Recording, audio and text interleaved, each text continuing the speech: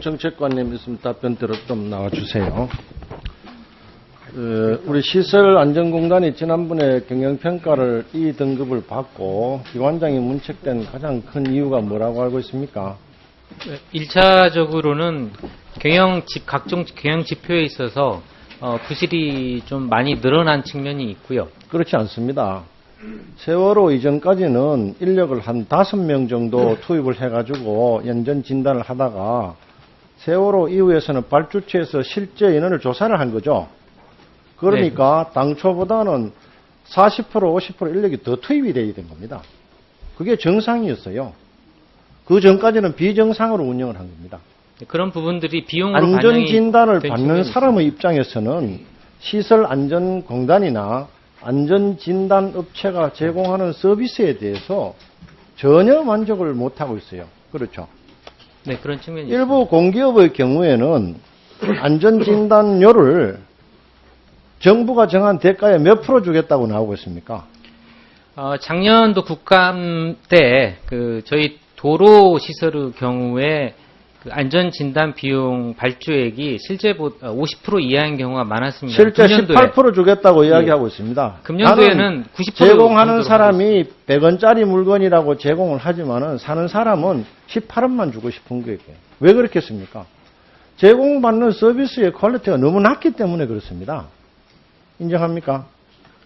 우리 건설 분야는 설계, 시공, 감리, 안전진단 막 크게 봐서 4개 분야인데 가장 어렵고 가장 고도의 기술이 필요한 안전진단 분야가 실제 맨파워는 가장 낮고 실력이 없다는 뜻이에요. 왜 그렇게 됐겠습니까? 기본적인 이유가 있는 겁니다.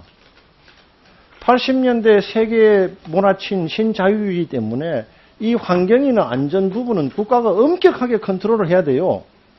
아까 말씀드렸다시피 시장에서 민간 기업들이 플레이하는 것은 프리 컴피티션을 하지만은 관리 감독의 잣대는 엄격해야 되는 겁니다. 지금 자유업종으로 되어 있죠. 네, 그래 등록 720개 업체가 난전을 벌이고 있어요. 이 분야야말로 리레귤레이션이 들어가야 되는 겁니다. 백년하청이라는 말 알죠? 네. 이런 상태로는 해결이 전혀 안 되는 거예요. 아까 공단에서 임금 피크제 한다는데 정원 1064명의 A 기업이 임금 피크제를 해가지고 젊은이들에게 신규로 일자리를 창출할 수 있는 게 6자리입니다.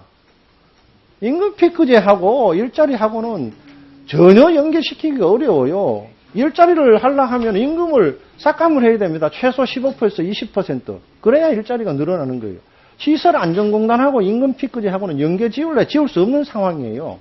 어떻게 해야 되겠습니까? 점검을 받는 업체들이 그만한 돈을 지불할 수 있는 용기가 있다는 퀄리티를 높이는 겁니다. 국장하고 장차관한테 보고를 하세요. 지금 한국의 안전진단은 근본적인 문제가 있다고. 이 720개 업체를 난립된 상태에서는 해결책이 전혀 불가능합니다. 이해되시죠? 네. 그리고 우리가 흔히들 하는 말로 약은약사의 진료는 의사가 하는 겁니다. 진단을 받았는데 진단 내용이 엉터리예요. 진단을 받고 싶겠습니까? 안 받고 싶겠습니까? 아니 중고등학교 저는 실력이 대학원생한테 가르치면 그 사람이 그걸 억셉트를 하겠냐고. 왜 그 근본적인 문제를 타치를 안 하고 이런 표피적인 이야기를 하느냐 이 말이에요.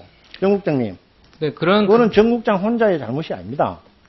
우리 사회가 레귤레이션을 해야 될 분야와 디레귤레이션을 해야 될 분야를 구분을 안 하는데 가장 큰 문제가 있는 거예요.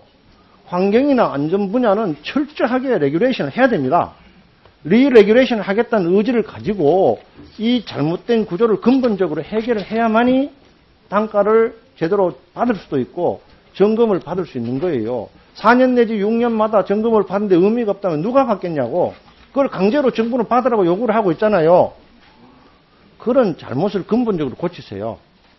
네, 안전진단에 현재 내실화를 저희들도 추진을 하려고 노력을 하고 아무리 있고요. 내실화를 추진하더라도 리레귤레이션을 안 가면 안 된다니까. 예, 안전을 확보한다는 취지에서 지금 대한민국에서 적정한 안전업체 개수가 몇 개 정도로 봅니까?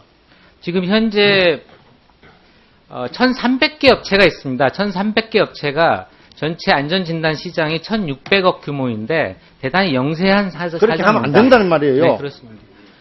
업체 점검을 받는 업체가 납득이 되도록 구조를 고치세요. 네, 그런 환경이 될 수 있도록 노력하겠습니다.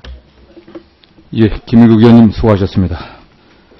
예, 다음은 김정엽 의원 질의하시겠습니다.